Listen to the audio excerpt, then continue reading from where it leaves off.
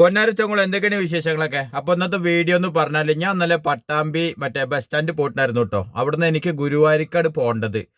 ചോറെല്ലാം കഴിച്ചിട്ട് ഞാൻ ബസ്സിലേക്ക് പോകുമ്പോഴാണ് ബസ്സിന്റെ ബാക്ക് സൈഡിൽ മറ്റേ ഗുരുവായൂർ ടു പാലക്കാട് നിന്ന് ബോർഡ് ഉണ്ട്. സമ്മതിച്ചു, ബോർഡ് വായിക്കാൻ അറിയില്ല എന്ന് ചിലവർ പറയുന്നുണ്ട്. ആ ബോർഡ് അവിടെ ഉണ്ടായിരുന്നു.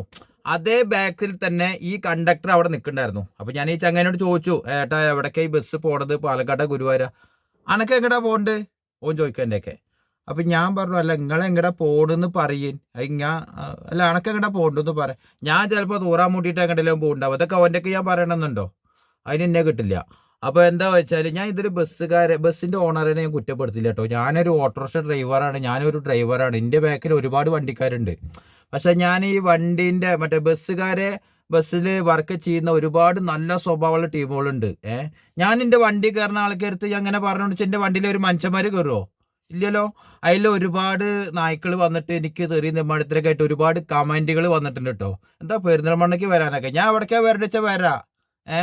തല്ലാൻ ധൈര്യമുള്ളവരൊക്കെ പോന്നോളി. എനിക്ക് ആ വക പേടിയൊന്നുമില്ല, മനസ്സിലായില്ലേ?